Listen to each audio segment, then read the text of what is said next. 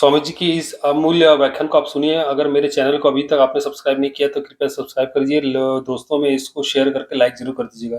Ramakrishna mission Baroda केंद्र के प्रमुख हैं स्वामी निखिलेश्वरानंद जी ने केमिकल इंजीनियरिंग में ऑनर्स के साथ यूके में, फिर वहां से लंदन जाना था। लंदन में भी वही टॉपिक रखा। बीच में लेस्टर आया।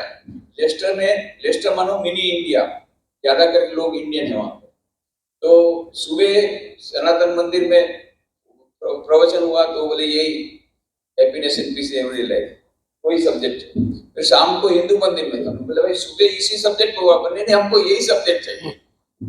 तो कह रहा अमेरिका में मान लो 4 बार मैं गया, उसमें हर बार में 25-30 प्रवचन हुए, उसमें कम से कम आधे प्रवचन इसी विषय को लेकर के, स्ट्रेस मैनेजमेंट, हैप्पीनेस, पीस, इसी सब को लेकर के हुआ। ये सब हम सब सौभाग्यशाली हैं कि हमारे बीच श्रीमद स्वामी निखिलेश्वर जी महाराज उपस्थित हैं। महाराज जी आज दुर्ग में हेमचंद यादव यूनिवर्सिटी में दीक्षांत समारोह में भाग लेने आए थे, तो हमको एक अवसर मिला कि महाराज जी से उनके व्याख्यान, उनके आशीर्वाद को भिलाई की जनता ले पाए। और भिलाई ऑफिसर और रामकृष्ण सेवा मंडल के संयुक्त तत्वाधान में यह कार्यक्रम आयोजित हो रहा है। आनंद जी रामकृष्ण मिशन बड़ौदा केंद्र के प्रमुख हैं स्वामी निखिलेश्वरानंद जी ने केमिकल इंजीनियरिंग में ऑनर्स के साथ वर्ष 1970 में ग्रेजुएशन किया। उसके उपरांत वर्ष 1972 में आपने इलेक्ट्रिकल इंजीनियरिंग में पोस्ट ग्रेजुएशन किया। 1976 में आपने 2 वर्ष तक, पोस्ट ग्रेजुएशन के बाद 2 वर्ष तक, 72 से लेकर 76 तक 4 वर्ष के संक्षिप्त समय में आपने मैनेजमेंट कंसल्टेंट के रूप में अपनी उत्कृष्ट सेवाएं दी। और उसके उपरांत वर्ष 1976 में रामकृष्ण मिशन के मुख्यालय बेलूर मठ से आपने अपने आध्यात्मिक जीवन की शुरुआत की और अपना संपूर्ण जीवन आध्यात्मिक मार्ग को समर्पित कर दिया। 11 वर्षों तक आपने गुजराती मासिक पत्रिका श्री रामकृष्ण ज्योत, जिसका भी प्रकाशन रामकृष्ण आश्रम राजकोट गुजरात से किया जाता है, उसका संपादन किया। वर्ष 1970 से 86 तक आप रांची झारखंड में rural and tribal development project Divyayan Krishi Vigyan केंद्र का निर्देशन किया। और आपकी प्रेरणा से इस संस्थान को बेस्ट कृषि विज्ञान केंद्र का राष्ट्रीय स्तर का अवार्ड प्राप्त हुआ। इंडस्ट्रियल हाउसेस, मैनेजमेंट इंस्टीट्यूशंस और शैक्षणिक संस्थाओं में व्याख्यान के लिए आप नियमित रूप से आमंत्रित किए जाते हैं। सैकड़ों शैक्षणिक संस्थाओं में चरित्र निर्माण विषय पर स्वामी विवेकानंद जी के सिद्धांतों के अनुरूप आपने अनेक व्याख्यान दिए हैं। विभिन्न प्रशिक्षण कार्यक्रमों का आपने आयोजन किया है। Stress management, productivity through holistic management, management of mind, total personality development, women empowerment, happiness and peace in everyday life, mind, medicine and meditation, management of everyday life जैसे उपयोगी विषयों पर आपने अनेक प्रतिष्ठित कंपनियों जैसे IPCL, GSFC, GNFC, Tata chemicals limited, Reliance copper limited जैसे बड़े कंपनियों में आपने व्याख्यान दिए। अनेक आर्टिकल्स आपने अंग्रेजी, हिंदी और गुजराती पत्र पत्रिकाओं के लिए लिखे हैं। आपकी लिखी किताबें happiness in everyday life, teacher as a torch bearer of change एवं अन्य बहुत सी किताबें हिंदी और गुजराती भाषा में अत्यंत प्रसिद्ध हैं और पाठकों के द्वारा पसंद की जाती हैं, जिन्हें जीवन उपयोगी माना जाता है पाठकों के द्वारा। व्याख्यान के लिए आप international conference on disaster management authority, Coventry university UK, दक्षिण अफ्रीका, मॉरिशस, जर्मनी और स्विट्जरलैंड जैसे देशों की आपने यात्राएं की। भिलाई बिरादरी के लिए, यहाँ उपस्थित आप समस्त गणमान्य जनों के लिए अत्यंत हर्ष का विषय, प्रतिष्ठा का विषय और जीवन के लिए अत्यंत बड़ी उपलब्धि के रूप में माना जा सकता है, जो आज हम और आप इनका सानिध्य लाभ प्राप्त करने जा रहे हैं। आप सभी से निवेदन, पूरे मनोयोग के साथ एक व्याख्यान के प्रति शब्द को सुने और अपने जीवन में उसका अनुकरण करने का प्रयास करें। बड़े आदर के साथ, सम्मान के साथ हम आमंत्रित करते हैं मुख्य अतिथि एवं प्रमुख वक्ता परम पूज्य स्वामी श्रीमद निखिलेश्वरानंद जी महाराज जी को। आप सबसे निवेदन, जोरदार तालियों के साथ उनका अभिनंदन करें, स्वागत करें। परम पूज्य स्वामी श्रीमद निखिलेश्वरानंद।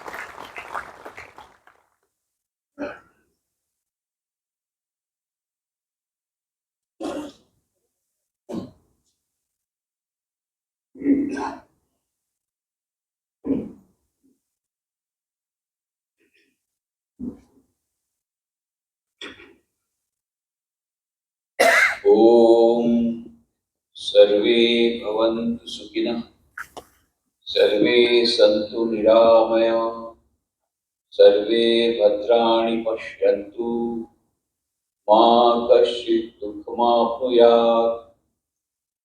ओम शांति शांति शांति।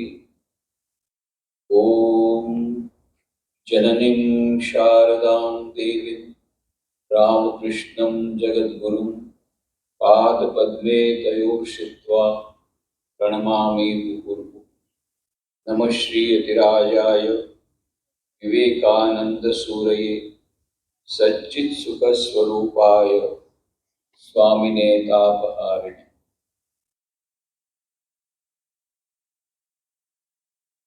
सर्वप्रथम तो आयोजकों को मैं धन्यवाद देना चाहूंगा कि मुझे यह अवसर प्रदान किया है आप लोगों से मिलने का। इसके पूर्व भी कई बार मैं भिलाई आ चुका हूँ। भिलाई स्टील प्लांट में भी एग्जीक्यूटिव्स के लिए स्ट्रेस मैनेजमेंट के प्रोग्राम एक दो बार हुए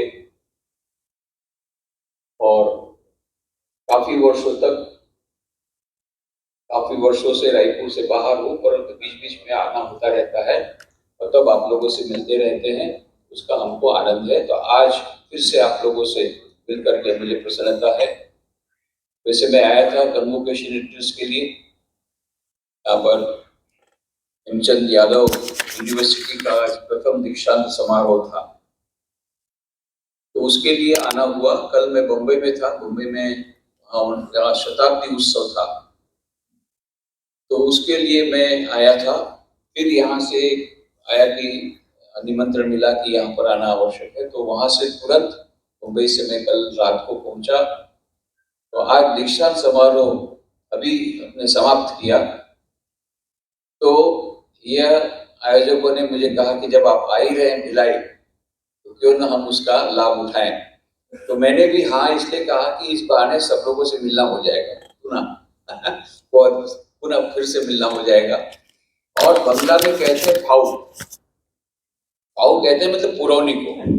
आप जब एक मान लो 4 किलो आपने बेगुन लिया, 10 किलो लिया, तो एक बेगुन वो एक्स्ट्रा दे देता है, उसको पुरौनी बोलते हैं। तो ये मुझे पुरौनी के रूप में ये प्रवचन मुझे मिला है। आया था मैं वहाँ यूनिवर्सिटी के लिए, हमको ये एक्स्ट्रा बेनिफिट मिला।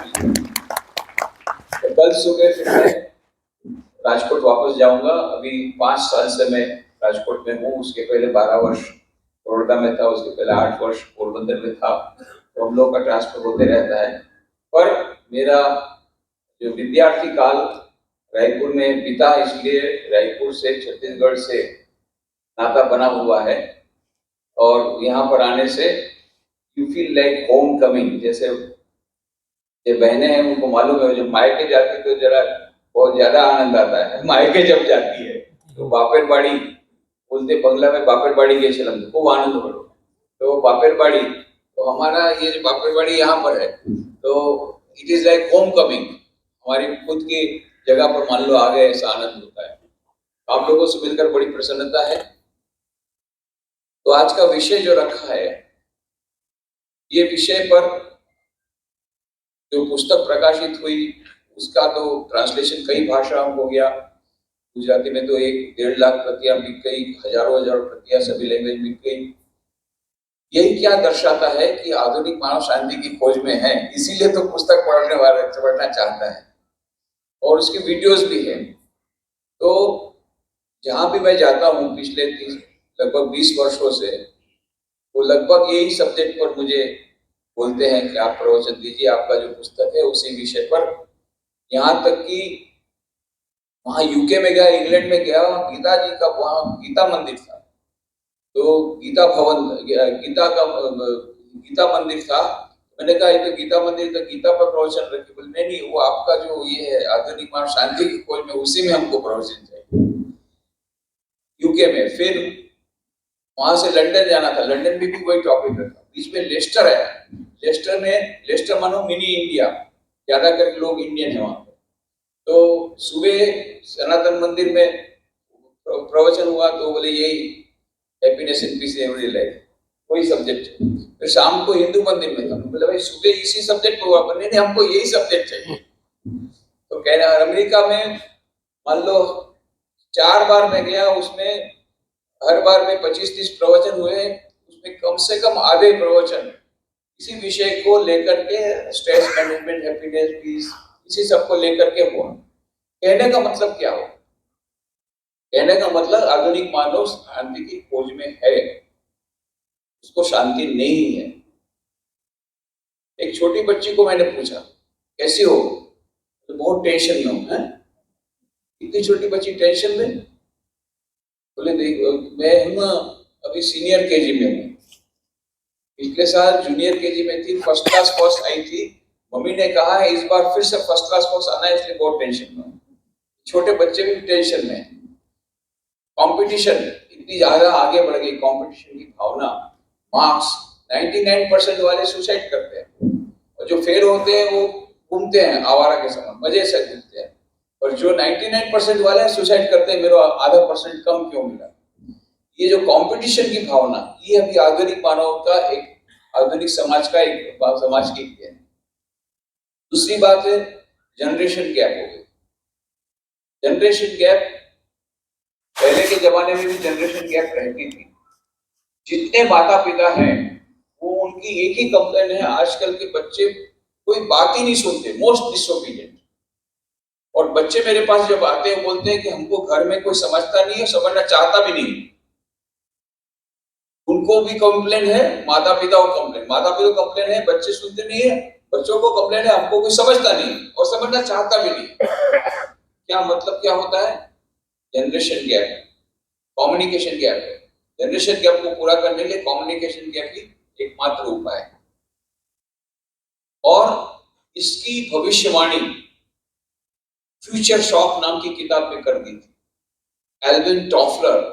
उन्होंने बहुत वर्षों पूर्व एक किताब लिखी, फ्यूचर शॉक। उन्होंने कहा the whole society undergoing transformation at such an accelerated speed that the society would not be able to absorb that shock.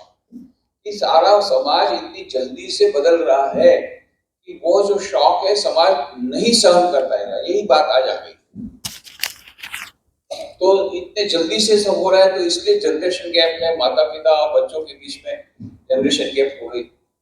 हमारे राजकोट में रामकृष्ण आश्रम में हम लोग स्वामी विवेकानंद के बर्थडे में जैसे रायपुर में होता है, वैसे वहां पर भी हम लोग भी हर वर्ष प्रतियोगिता आयोजित करते हैं।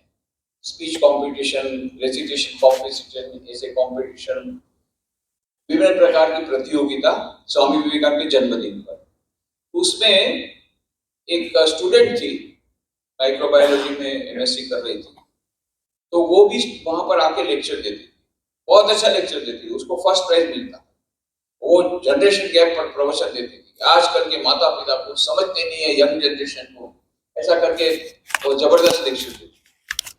ऐसा हुआ इत्तेफाक से, एमएससी करने के बाद उसी कॉलेज में वो लेक्चरर का उसको अपॉइंटमेंट मिला, तो लेक्चरर बन गई। उसके 3 साल बाद मेरे को आके बोलती है, स्वामी जी मैं जनरेशन गैप पर प्रवचन देती थी कि आजकल के जो माँ बाप है वो आज की युवा जनरेशन को समझते नहीं है। अब मेरी स्टूडेंट आके बोलते हैं मैडम आप हमारी बात नहीं समझ पाएंगे, जनरेशन गैप है। 3 साल में वो आउटडेटेड हो गई। वो खुद बोल रही थी जनरेशन गैप पे अपने माता पिता को, अब ये स्टूडेंट उसकी बोल रही है आप आउटडेटेड है, हम लोग नए जमाने के, जनरेशन गैप। तो इतना जल्दी से सोसाइटी ट्रांसफॉर्मेशन हो रहा है।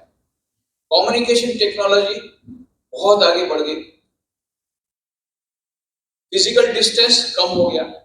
स्वामी विवेकानंद 31 मई को 1893 को बंबई से रवाना हुए थे जहाज में, शिकागो पार्लियामेंट रीजन में भाग लेने के लिए। हवाई जहाज नहीं था, एरोप्लेन नहीं था, जहाज में गए थे और वहां पर जाकर के जुलाई के एंड में वहां पर पहुंचे शिकागो। तो लगभग 2 महीना लगा। और अभी मैं गया था वहां टोरंटो में वर्ल्ड पार्लियामेंट रीजन में भाग लेने के लिए, तो सुबह अहमदाबाद, सुबह बंबई से निकला 4 बजे और 12:30 बजे न्यूयॉर्क। इतना डिस्टेंस कम हो गया, फिजिकल डिस्टेंस कम हो गया। पर फिजिकल डिस्टेंस कम हो गया और मेंटल डिस्टेंस बढ़ गया, ये विडंबना है। एक ही सोफा सेट पर बैठे पति पत्नी के बीच में कोई कम्युनिकेशन गैप नहीं, कोई कम्युनिकेशन नहीं। पास पास में बैठे हैं, पति देवता उधर देख रहे हैं, पत्नी इधर देख रही है। टेलीफोन में हजारों मील दूर अपने फ्रेंड के साथ आप कम्युनिकेट बहुत अच्छा कर सकते हैं, इंटरनेट के माध्यम से, व्हाट्सएप के माध्यम से, फोन के माध्यम से। परंतु विडंबना यह है कि उसी सोफा पर बैठे हुए आप हजारों मील दूर अपने मित्र के साथ बात कर सकते हैं, बहुत इजीली बात कर सकते हैं। कम्युनिकेशन टेक्नोलॉजी इतनी आगे बढ़ गई, पर विडंबना यह है कि उसी सोफा पर बैठी पत्नी के साथ कोई कम्युनिकेशन 6 महीने से। ये होता है कई बार, मैंने खुद ने देखा। मैं जब राजकोट, ये तो अभी राजकोट दूसरी बार आया, पहली बार जब राजकोट था तो बड़ौदा में लेक्चर देने जाता था। एक बार बड़ौदा लेक्चर देने के बाद वापस जा रहा था राजकोट, तो रेलवे स्टेशन पर खड़ा था मैं, थोड़ी दूर पर पति पत्नी खड़े थे, और पति देवता एक तरफ देख रहे थे, पत्नी दूसरी तरफ देख रही थी। थोड़ी देर बाद पति देवता ने बड़े धीरे से पूछा, ये ट्रेन आज इतनी लेट क्यों हो रही है? बड़े धीरे से पूछा था, और पत्नी एकदम शेरनी के समान जोर से गुर्रा कर बोली, मैं स्टेशन मास्टर हूं, जो मुझे पूछते हो ट्रेन इतनी देर से क्यों है? इतना जोर से चिल्लाई वो पति देवता 6 फीट दूर फेंका गया, इतना डर के भाग गए। मैं खुद देखा, ये है कम्युनिकेशन क्या है। इधर देखते हैं कम्युनिकेशन बहुत बढ़ गया, फिजिकल डिस्टेंस तो कम हो गया, मेंटल डिस्टेंस बढ़ गया। पति पत्नी के बीच में कोई कम्युनिकेशन नहीं, माता पिता और बच्चों के बीच में कम्युनिकेशन नहीं, परिवारजनों के बीच में कोई कम्युनिकेशन नहीं। परिवार में अशांति, सब जगह अशांति, वर्क प्लेस में अशांति। वर्क प्लेस में अशांति का कारण वो आते हैं वापस घर में कि थोड़ी शांति मिलेगी, यहाँ दूसरे प्रकार की अशांति। जाएंगे कहाँ, जाए तो जाए कहाँ? ये है आधुनिक मानव की विडंबना। शांति के लिए कहाँ जाए? सब जगह पर अशांति। और इसीलिए ये अभी सबसे बड़ा किलर डिजीज जो बन रहा है पूरे विश्व में, वो है depression. Depression, tension, stress management. Chicago में एक रिसर्च कॉर्पोरेशन ने कहा कि 40% of the companies in America having regular courses on stress management. ये वही चीज यहाँ पर भी आ रही है। यहाँ की कंपनियां भी स्ट्रेस मैनेजमेंट के लिए बहुत प्रयत्न कर रही है। सभी वर्कर्स, मैनेजर्स, एग्जीक्यूटिव सब स्ट्रेस में है, तनाव में है। और इसके लिए, इसके कारण मिनिस्ट्री ऑफ हैप्पीनेस ये स्वीडन में शुरू किया, अभी मध्य प्रदेश में भी शुरू किया, आनंदम उसका नाम रखा है, मिनिस्ट्री ऑफ हैप्पीनेस। यूके में मिनिस्ट्री ऑफ लोनलीनेस शुरू किया, सब लोग वहां पर इतना लोनली फील करते हैं, मिनिस्ट्री पूरी लोनलीनेस, मिनिस्ट्री ऑफ लोनलीनेस। ये क्या बताता है? सब दर्शाता क्या है? आधुनिक मानव शांति की खोज में है, शांति नहीं है और तनाव में है, लोनलीनेस की बहुत समस्या है, डिप्रेशन की समस्या है। इतनी सारी किताबें प्रकाशित हो रही है। डेरेक हम्फ्रीज द्वारा लिखित एक पुस्तक है, पुस्तक का नाम है द फाइनल एक्सिट। किताब भी एक्सिट हो गई, मिलती नहीं है, बहुत मुश्किल से मुझे एक कॉपी मिली, तो मैं देखना चाहता था उसमें लिखा क्या है। क्या लिखा है उसमें? हाउ टू कमिट सुसाइड, कैसे आत्महत्या करना, वो बहुत बताया है। और वो किताब बिक रही है, बेस्ट सेलर किताब। जापान की बेस्ट सेलर किताब का नाम है the complete manual on committing suicide, आत्महत्या करने की संपूर्ण मार्गदर्शिका।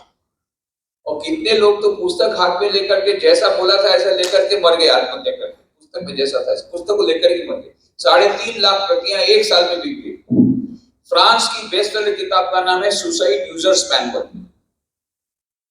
ये सब देश कैसे हैं? So called developed countries. हमारे भीतर एक राक्षस आ गया, पहले पाश्चात्य देशों में आया, अभी भारत में भी आ गया, हमारे घर में भी घुस गया। वो राक्षस का नाम है कंज्यूमरिज्म, उपभोक्तावाद। और पैसा चाहिए, सबसे बड़ा रुपया बाबा, सबसे बड़ा रुपया, और पैसा चाहिए, और पैसा चाहिए। हम लोगों के मन में एक इक्वेशन हो गया, H is directly proportional to M, where H is equal to happiness and M is equal to money। हमारे जीवन में जितना पैसा आएगा उतना हम लोग सुखी होंगे। पर सचमुच में क्या ऐसा है? स्टैटिस्टिकल एनालिसिस क्या बताता है?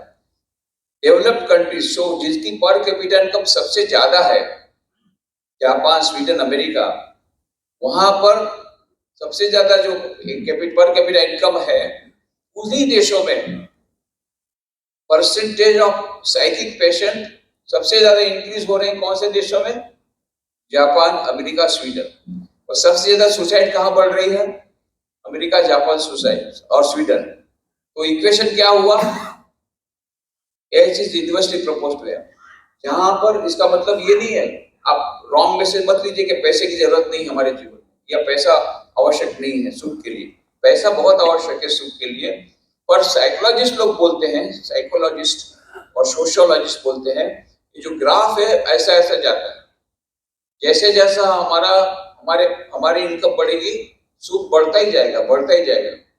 फिर जब रोटी, कपड़ा, मकान, ये तीनों का अच्छी तरह से हमको उसकी प्राप्ति हो गई, उसके बाद वो कर्व डाउन होता है, पैराबोलिक। ये साइकोलॉजिस्ट लोगों ने ढूंढ के निकाला कि बेसिक नीड्स पूरी होने के बाद बाकी की जो संपत्ति है वो विपत्ति होगी। ये इसमें आध्यात्मिकता साथ कोई लेना देना नहीं है साइकोलॉजिस्ट लोगों का, ये उन लोगों की फाइंडिंग है। इस प्रकार से उन लोगों ने देखा कि जिन देशों में ज्यादा पर कैपिटा इनकम है, वहां पर सबसे ज्यादा लोग सुसाइड कर रहे हैं। तो मतलब हम जो सोच रहे थे कि पैसा आने से हमारे सभी प्रॉब्लम का सॉल्व हो जाएगा, एक बार पैकेज हमारा दूर हो जाएगा, अच्छी नौकरी मिल जाएगी, तो हमारे जीवन की सभी समस्याओं का समाधान हो जाएगा, ये हमारी भ्रामक धारणा है। अवश्य पैसा जब ज्यादा बढ़ने से हमारी जो दैनंदिन जीवन की चीज की जरूरियातें आवश्यकता है वो जरूर पूरी होगी। उतनी मात्रा में आपको अवश्य अपने मन में शांति मिलेगी, परंतु इसके द्वारा सभी समस्याओं का समाधान नहीं हो सकता मात्र पैसे के द्वारा। और इसीलिए श्री रामकृष्ण देव ने क्या किया? गंगा के किनारे बैठ करके स्वामी विवेकानंद के गुरु, एक हाथ में पैसा लिया, एक हाथ में मिट्टी, टाका माटी, माटी टाका करके डाला। और इतना अधिक उनका मानस जो था वो पैसे के प्रति या धातु के प्रति इतनी अधिक उनको घृणा हो गई कि गलती से भी धातु का स्पर्श होता था तो उनका हाथ टेढ़ा हो जाता था, मानो बिच्छू का डंक लगता था। ये बात जब स्वामी विवेकानंद ने सुनी, उस समय वो कॉलेज के विद्यार्थी थे, नरेंद्रनाथ दत्त, तो उनको बड़ा बुरा लगा। आप तुम लोग सब भक्त लोग इसी प्रकार से अपने अपने गुरुओं को बिगाड़ते हो। अरे इतना कहो कि वो धन का संचय नहीं करते, पर ऐसी बड़ा बड़ा के बात क्यों करते हो कि हमारे गुरु तो उनको पैसे का, धातु का स्पर्श हो तो हाथ टेढ़ा हो जाता है, बिच्छू का डंक लगता है। बहुत नाराज हुए। एक बार गए थे वहां पर दक्षिणेश्वर में गए, देखा रामकृष्ण देव की कब्र में गए तो कोई नहीं था, रामकृष्ण देव भी नहीं थे, भक्त लोग कोई नहीं थे। चारों ओर देखा उन्होंने, कोई नहीं है, बस एक आइडिया आया उनको। जब देखा कोई नहीं है, चुपके से श्री रामकृष्ण देव जिस कॉट पर बैठते थे उसके नीचे गद्दी थी, गद्दी के नीचे एक चांदी का रुपया, उस समय तो नोट तो नहीं थी, चांदी के सिक्के थे, चांदी का एक सिक्का उन्होंने रख दिया और कोने में खड़े हो गए, देखते माजरा क्या होता है। थोड़ी देर बाद आए रामकृष्ण देव, आए भक्तों के साथ, जैसे ही बैठे मानो बिच्छू का डंक लगा। फिर सब लोगों ने देखा कुछ नहीं, फिर बैठे, फिर बिच्छू का डंक लगा मानो। तब जाकर के उन्होंने गद्दी वद्दी नीचे पैर गिराई, देखा खड़न करके वो रुपया गिर गया। आवाज, सब लोग सोच रहे रुपया कहाँ से आया? रामकृष्ण देव की गद्दी किस तरह का रुपया? सब लोग देखने लगे, रामकृष्ण देव भी देखने लगे, चारों ओर देखा तो कोने में नरेंद्रनाथ मुंह नीचा किए खड़े। श्री रामकृष्ण देव समझ गए, वो नाराज नहीं हुए, बोले बेटा बहुत अच्छा किया, बेटा बहुत अच्छा किया। गुरु की परीक्षा करना, अच्छी तरह परीक्षा करना, फिर उसको स्वीकार करना, ये श्री रामकृष्ण देव की परीक्षा इस प्रकार से। तो आज के हमारे युग में कंज्यूमरिज्म, उपभोक्तावाद इतना आगे बढ़ गया है, उसका ही एक और बड़ा भाई वो भी आ गया इंडिया में, उसका नाम है एफ्लुएंसर। ऑक्सफोर्ड डिक्शनरी ने नया शब्द डाला है, नाम है एफ्लुएंसर। इन्फ्लुएंजा नहीं, वो तो कभी कभी हमको होता है, ये इन्फ्लुएंजा नहीं है, एफ्लुएंजा है, वो आपको हमको नहीं होगा, वो एफ्लुएंट लोगों को होता है। इसलिए आप चिंता मत करो। एफ्लुएंट माने जो बहुत पैसे वाले हैं उन्हीं को वो होता है। तो ये एफ्लुएंजा वहां अमेरिका में उन लोगों ने, पेरेंट्स लोगों ने, माता पिताओं ने एफ्लुएंजा रेजिस्टेंट सोसाइटी बनाई to protect their children from affluenza. क्यों? एफ्लुएंजा होता क्या है कि जब वो बच्चे लोगों को पॉकेट मनी देते हैं, उससे वो कुछ खरीदता है, कुछ ये करता है, उसके बाद में एक मोबाइल, दो मोबाइल, एक कार, दो कार, और जितना जितना उसको उसकी 8 जूते, 10 जूते जितना मिलता है उतना और चाहता है। तो he becomes a prey of lugin neurosis. उसके बाद में और जब आगे बढ़ता है तो वो ड्रग एडिक्ट हो जाता है। उसके बाद में फाइनली वो सिज्नोफ्रेनिक हो जाता है। सिज्नोफ्रेनिक होने के बाद सुसाइड कर लेता है। ये धीरे धीरे करके वो सुसाइड की ओर चला जाता है। तो अपने बच्चों को उससे बचाने के लिए उन लोगों ने उनका पॉकेट एक्सपेंसिव कम कर दिया और वीकेंड में उनको गांव में ले जाते। देखो इनके पास एक ही कार नहीं, फिर भी कितने आनंद में, तुम्हारे दो दो कार है, तुमको और तीसरी कार चाहिए, ऐसा सब समझाते हैं। एनीवेज, वो जो एफ्लुएंजा है वो भी हमारे आ गया। क्यों? हमारे यहाँ भले 40% लोग गरीबी रेखा से नीचे है या गरीब है, जिनको दो टाइम खाना नहीं मिलता, ये बात सच है। उसके साथ साथ कुछ लोग ऐसे भी हैं, करीब 10% लोग हमारे देश में, जिनको पैसा का क्या करना समझ में नहीं आ रहा, इतना भी पैसा उनके पास।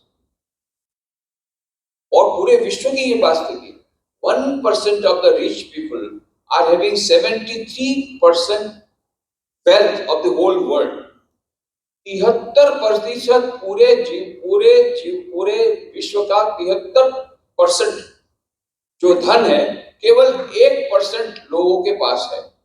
इन मिलियनर्स, एक तरफ बिलियनर्स ये बढ़ते जा रहे हैं, भारत में भी बढ़ते जा रहे हैं, दूसरे देश में बढ़ते जा रहे हैं, और एक तरफ गरीब लोग भी बढ़ते जा रहे हैं। इससे पैराडॉक्स, ये अजीबोगरीब एक घटना है। तो जो भी हो, अभी एक जोक आई, अमेरिका में एक जोक आई, बोले देखो भाई, अभी तक हम लोग बोलते थे अपने बच्चों को, खाना वेस्ट मत करो। वहां भारतवर्ष में लोग, बच्चों को खाना नहीं मिलता है और तुम खाना वेस्ट कर रहे हो, खाना वेस्ट मत करो, अपने बच्चों को समझाते थे। अभी उल्टा बोल रहे हैं वहां पर कि यहाँ पर ऐसी एक घटना हुई, शायद हरियाणा में कहीं पर हुई, तो जिसमें एक लड़के का, वो जो युवक था, उसका जन्मदिन था। तो उसने अपने पिताजी को बोला, मेरे बर्थडे में तुमको गिफ्ट देना है जागुआर गाड़ी। इनको पता नहीं जागुआर गाड़ी में, जागुआर गाड़ी उसको चाहिए। पिताजी ने उसको लेटेस्ट मॉडल की मर्सिडीज बेंज कार दी। मर्सिडीज बेंज कार उसको गिफ्ट में दी और उसको इतना गुस्सा आया, वो मर्सिडीज बेंज कार को उसने समुद्र में डाल दिया, फेंक दिया। इतना गुस्सा आया उसको, क्यों नहीं मेरे को जागुआर कार क्यों नहीं दी। और ये न्यूज पहुंच गया अमेरिका में। अरे बोले, हम लोग तो समझते थे वहां के बच्चे लोग इतने गरीब है कि खाना नहीं मिलता। अरे वहां के बच्चे, यहाँ हमारे अमेरिकन बच्चे लोग मर्सिडीज बेंज कार के लिए तड़पते हैं, वो मर्सिडीज बेंज कार को समुद्र में डाल रहे हैं। जाओ समुद्र में से लेके आ जाओ। तो अपने बच्चों का भी बोल रहे हैं। वहां भारत में इतने सारे लोग पैसे वाले हो गए कि मर्सिडीज बेंज को भी फेंक रहे हैं। ये दूसरा चित्र। जो भी होगा, एफ्लुएंसा आया, उपभोक्तावाद आया, कंज्यूमरिज्म आ गया है, जनरेशन गैप आ गई है, कम्युनिकेशन गैप आ गई है, फिजिकल डिस्टेंस कम हो गया है, मेंटल डिस्टेंस बढ़ गया है, पति पत्नी के बीच में कम्युनिकेशन नहीं, सास और बहू के झगड़े तो पुराने हो गए, माँ और बेटी के बीच में झगड़े हो रहे हैं, भाई के बीच में झगड़े हो रहे हैं, सगे भाई के बीच में झगड़े हो रहे हैं। इतना सारा वो गैप हो रहा है ह्यूमन रिलेशंस। ये सब परिवार में अशांति आ रही है। तो ये जो आधुनिक मानव इसीलिए शांति की खोज में है कि चारों ओर उसको वही अशांति, वर्क प्लेस में अशांति, घर में भी अशांति, सब जगह अशांति है। और ये शांति के लिए इतना सारे प्रयत्न कर रहा है, पर उसको शांति मिल नहीं रही है। कारण क्या है? एक बुढ़िया थी, रो रही थी। तब एक भले आदमी ने कहा, ये बुढ़िया रो क्यों रही है माँ, क्यों रो रही है? बोले, देखना बेटा, मेरी सुई खो गई। अरे तो उसमें रोती क्या है, मैं खोज देता हूँ, चल। वो भी खोज रही थी, उसको नहीं मिली इसलिए रो रही थी, बोले मैं खोज देता हूँ। उसने भी खोजना शुरू किया। उसको भी नहीं मिली, उसको ट्यूबलाइट हुई। उसको पूछा बुढ़िया, ए बुढ़िया सुई कहाँ खो गई थी? बेटा भीतर में कमरे में खो गई है, और तू यहाँ बरामदे में बैठ रही है? बोले बेटा वहां अंधेरा है, बरामदे में उजाला है, इसलिए यहाँ ढूंढ रहे हैं। ये हम सब की कहानी है। शाश्वत सुख, शाश्वत शांति का स्रोत प्रत्येक मनुष्य के भीतर में है, और हम कहाँ ढूंढ रहे हैं? लेटेस्ट मॉडल के मोबाइल में, लेटेस्ट मॉडल की कार में, लेटेस्ट मॉडल के मकान में, चारों और रिलेशनशिप में, ये सब जगह ढूंढ रहे हैं। जबकि हमारा वेदांत क्या कहता है कि शाश्वत सुख, शाश्वत शांति का स्रोत प्रत्येक मनुष्य के भीतर में है। एषः सर्वेषु भूतेषु गुणो आत्मा न प्रकाशते दृश्यते त्वग्रया बुद्ध्या सूक्ष्मया सूक्ष्मदर्शिनी। कठोपनिषद। प्रत्येक मनुष्य के भीतर में वो आत्मा है, और वो दिखता नहीं है, तो दिखता नहीं है, तो उसका प्रमाण क्या है? प्रमाण यही है, किसी किसी ने उसके दर्शन किए। दृश्यते त्वग्रया बुद्ध्या, किसी जिसकी बुद्धि अत्यंत एकाग्र है, अत्यंत सूक्ष्म बुद्धि है, उसने उनके दर्शन किए। यही उसका प्रमाण। स्वामी विवेकानंद तो कॉलेज के विद्यार्थी थे, नरेंद्र नाथ दत्त, तो can't, Hegel, John Stuart Mill, Herbert Spencer, ये सब पाश्चात्य विद्वानों की किताबें पढ़ करके अज्ञेयवादी बन गए। उनको सत्य का साक्षात्कार करने की बड़ी लगन थी, परंतु ये सब फिलोसोफर को पढ़ करके उनको लगा कि शायद उस ईश्वर को पाना असंभव है या मुमकिन नहीं है, संभव नहीं है, अज्ञेयवादी बन गए। और इसीलिए जब भी कोई संत आते, महात्मा आते कलकत्ता में, तो वो जाते उनके पास और बाद में उनको प्रश्न पूछते, क्या महाशय आपने खुद ने ईश्वर को देखा है? कहीं से उनको संतोषप्रद उत्तर नहीं मिलता, बड़े निराश हुए। पर उनको सत्य को पाने की लालसा बहुत थी, व्याकुलता थी। जब उन्होंने सुना महर्षि देवेंद्रनाथ टैगोर, महर्षि देवेंद्रनाथ टैगोर मतलब महर्षि रविन्द्रनाथ टैगोर, कविवर रविन्द्रनाथ टैगोर के पिताश्री, जिन्होंने साधारण ब्रह्म समाज की स्थापना की थी, तो उन्होंने सुना कि महर्षि देवेंद्रनाथ टैगोर गंगा में एक जहाज में केबिन में रह करके बहुत ध्यान करते हैं। एक बार वहां चले गए, केबिन में प्रवेश किया। जब उनका ध्यान समाप्त हुआ, तब उन्होंने कहा, महाशय मैं आपको एक प्रश्न पूछना चाहता हूँ, पूछो। तो आप तो बहुत ध्यान करते हैं ईश्वर का, ऐसा मैंने सुना है, तो आपने क्या ईश्वर के दर्शन किए हैं? महर्षि देवेंद्रनाथ टैगोर ने थोड़ी देर तक तो नरेंद्र की ओर देखा, फिर बोला, बेटा तेरी आंखें तो बड़ी सुंदर है, योगी के समान है। नरेंद्रनाथ निराश हो गए। अरे मैं क्या पूछता हूँ, क्या उत्तर देने? मैं पूछता हूँ कि आपने ईश्वर के दर्शन किए? बोले बेटा तेरी आंखें सुंदर है, मुझे मेरी आंखों की प्रशंसा नहीं चाहिए, मुझे मेरे प्रश्न का उत्तर चाहिए। बहुत व्याकुल हो गए। एक बार कॉलेज में गए थे, स्कॉटिश चर्च कॉलेज में पढ़ते थे उस समय। पहले उसका नाम जनरल असेंबली कॉलेज था, बाद में उसका नाम हुआ स्कॉटिश चर्च कॉलेज। वहां पर जिस दिन गए थे एक बार वहां पर कॉलेज में, तो उस दिन ऐसा हुआ कि जो इंग्लिश प्रोफेसर के जो इंग्लिश लिटरेचर पढ़ाते थे वो प्रोफेसर उस दिन नहीं आए थे, अनुपस्थित थे। तो प्रिंसिपल प्रोफेसर विलियम हेस्टी वे स्वयं क्लास लेने के लिए आए। तो इंग्लिश लिटरेचर का क्लास पढ़ा रहे थे, वर्ड्सवर्थ की कविता पढ़ा रहे थे, द एक्सकर्शन, और उसमें वर्णन आता है कि कवि ये प्राकृतिक सौंदर्य देख करके समाधि अवस्था में चला जाता है। सभी विद्यार्थियों ने पूछा, सर क्या सचमुच में ऐसा पॉसिबल है कि कोई ऐसे अति चेतन अवस्था में चला जाए, सुपर कॉन्शियस में चला जाए, समाधि अवस्था में चला जाए? तब प्रिंसिपल प्रोफेसर विलियम शेक्सपियर ने कहा, हाँ संभव है, मैंने स्वयं एक मनुष्य को देखा है जिसको बारंबार इस प्रकार की समाधि की अवस्था होती है। तुम लोग यदि चाहो तुम भी उनके दर्शन कर सकते हो, क्योंकि वो महापुरुष कलकत्ता में ही रहते हैं, उनका नाम है रामकृष्ण परमहंस, दक्षिणेश्वर में रहते हैं। बस नरेंद्रनाथ को जैसी पता पड़ा, बोले चलो ये बाबा जी को भी देखते हैं। गए सीधा, और फिर दक्षिणेश्वर में गए। रामकृष्ण देव बातचीत कर रहे थे छोटे कॉट पर बैठ करके, भक्त लोग नीचे बैठे थे, वो भी नीचे बैठ गए कोने में और बातें सुनने लगे। थोड़ी देर तो ईश्वर की बातें हुई। फिर नरेंद्र नाथ ने कहा, अच्छा भाई बातें बहुत हो गई, अब मेरे प्रश्न का उत्तर दीजिए। क्या आपने खुद ने ईश्वर के दर्शन किए हैं? और पहली बार उनको स्पष्ट उत्तर मिला, संतोषप्रद उत्तर मिला। श्री रामकृष्ण ने कहा, हाँ बेटा, मैंने स्वयं ईश्वर के दर्शन किए हैं। फिर इतना ही नहीं, और कहा, जिस प्रकार से मैं तुझे देख रहा हूं उससे अधिक प्रत्यक्ष रूप से मैं उनके दर्शन करता हूं। और फिर क्या कहा, तू यदि चाहे तो तुझे भी उनके दर्शन करा सकता है, और तुझे साधना करनी है। यही धर्म का विज्ञान है। साइंस क्या कहता है, हाइड्रोजन ऑक्सीजन गैस मिलकर के पानी मिलेगा। हाँ, ये कैसे हो सकता है? हाइड्रोजन गैस है, ऑक्सीजन गैस है, पानी कैसे बनेगा? अरे भाई, इसमें मानने की बात नहीं। आप खुद आओ, लेबोरेटरी में आओ, हाइड्रोलिटिक प्रोसेस करो, फिर आपको नहीं मिलेगा तब आप बोलना कि हम बिलीव नहीं करते हैं। प्रयोग करो ना पहले, फिर आप बोलो कि ये संभव नहीं है। तो श्री रामकृष्ण ने चैलेंज दी और स्वामी विवेकानंद ने, नरेंद्र नाथ ने वो चैलेंज स्वीकार की। जैसा श्री रामकृष्ण ने कहा था ऐसी साधना की प्रयोगशाला में गए और उनको भी फिर सत्य का साक्षात्कार हुआ। काशीपुर के उद्यान वाटी में उनको निर्विकल्प समाधि की प्राप्ति, उसकी अनुभूति हुई, ईश्वर के दर्शन हुए। क्योंकि उनकी खुद को ये अनुभूति हुई थी, इसलिए शिकागो धर्म सभा में अमेरिका में वो अपनी अनुभूति के बल पर गर्वपूर्वक और घोषणा कर सके थे।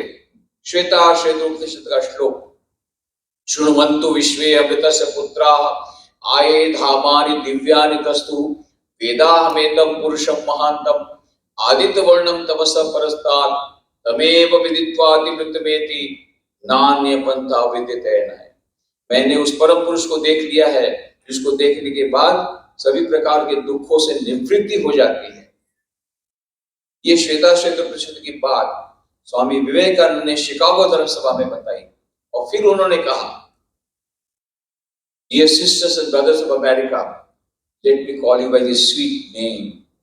Ye, the children of immortal bliss, holy and perfect beings. Ye, divinities are not sinners. It is a sin to call a man so. It is a stunning labor on human nature. Come up, alliance, and shake off the delusion that you are sheep. Your souls immortal, spirits free, vast and eternal. Ye are not matter, ye are not bodies. Matter is a servant, not ye the servant of matter. हे अमेरिकावासी भाइयों बहनों, मैं भी आपको इसी नाम से संबोधन करना चाहता हूँ। क्या? अमृतस्य पुत्र। तुम तो अमृत की संतान हो, शाश्वत सुख के भागीदार हो। तुम भला पापी? वेदांत कभी पाप की बात स्वीकार नहीं करता, वेदांत भूल की बात स्वीकार करता है। सबसे बड़ी भूल तो तुम कब करते हो? जब कहते हो मैं दुर्बल हूँ, मैं निर्बल हूँ, मैं पापी हूँ। नहीं नहीं नहीं, तुम दिव्य आत्मा हो, तुम्हारे भीतर में दिव्यता विराजमान है, तुम्हारे भीतर में अनंत शक्ति विराजमान है। तुम अमृत की संतान हो, शाश्वत सुख के भागीदार हो। तुम दुर्बल नहीं, तुम निर्बल नहीं। वो सी हो, इस मिथ्या भ्रम को झटक करके फेंक दो कि तुम भेड़ हो। तुम भेड़ नहीं हो, तुम शेर हो, अजर अमर आत्मा हो। बहुत सुंदर कहानी बताते थे स्वामी विवेकानंद वहां पर अमेरिका में। एक शेरनी जंगल से जा रही थी, उस समय एक भेड़ों के झुंड को पार करने के लिए शेरनी ने छलांग लगाई। उस समय वो गर्भवती थी, तो उसकी शेरनी के पेट में जो बच्चा था वो तो भेड़ों के भीतर घुस गया, उसके झुंड में गिर गया।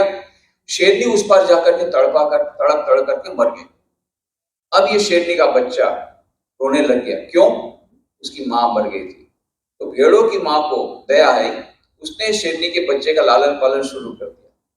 अब ये छोटा शेरनी का बच्चा वो जाता है भेड़ों के साथ खाता है, घास खाता है, पेड़ों के साथ खेलता है और पेड़ों के समान बै करने लग गया। धीरे धीरे बड़ा हो गया। बहुत समय बाद वहां पर एक बड़ा शेर आया और उसने देखा इतनी सारी भेड़ें जा रही है बै करते, उसके पीछे एक छोटा शेर जा रहा है, वो भी बै कर रहा है। बड़ा आश्चर्य, उसने कभी किसी शेर को बै करता तो सुना नहीं था। तो वो नजदीक आया देखने के लिए माजरा क्या है, और जब शेर नजदीक आया तो ये भेड़ें इतनी घबरा गई, बै करके सब भागने लग गई। वो छोटा शेर वो भी भागने लग गया। तो बड़े शेर ने पकड़ा, "ए, तू कहाँ जाता है? अरे तू तो मेरे समान शेर है, तू मुझसे क्यों डरता है? ये भेड़े हैं मुझसे डरती, मैं समझ सकता, तू तो शेर है, शेर, तू मुझसे क्यों डरता है?" ये छोटा शेर तो रोने लग गया, बै बै बै, "मैं तो भेड़ हूँ, भेड़, मैं शेर नहीं हूँ।" बड़े शेर ने कहा, "बेवकूफ कहीं का, तू शेर होकर के अपने आप को भेड़ बोलता है? तू शेर है, शेर।" छोटा शेर फिर रोने लग गया, बै बै, "मैं तो भेड़ हूँ, मैं तो भेड़ हूँ।" कितना समझाया बड़े शेर ने, नहीं माना। तब बड़े शेर को बड़ा गुस्सा आया, पकड़ा उसको, गले से पकड़ के घसीट करके तालाब के किनारे, "देख, ये तालाब में देख, तेरी परछाई देख, मेरी परछाई देख, तेरी परछाई मेरे समान है, शेर के समान, भेड़ के समान।" देखा, अरे तेरी परछाई तो शेर के समान है, समझ गया, तू शेर है, भेड़ नहीं है। अभी बै बै करना बंद कर, मेरे समान गणना कर, गणना की, चल, अब तू जंगल का राजा बन गया। जंगल का राजा बन गया। स्वामी विवेकानंद इस कहानी को सुना के बताते, देखो ये जो छोटा शेर था, वो पहले से शेर था कि नया बना? पहले से शेर था। तो क्यों रोता था, क्यों बोलता था मैं शेर नहीं हूं? क्योंकि भूल गया था कि मैं शेर हूं। इसी प्रकार से स्वामी विवेकानंद कहते हैं, हमारे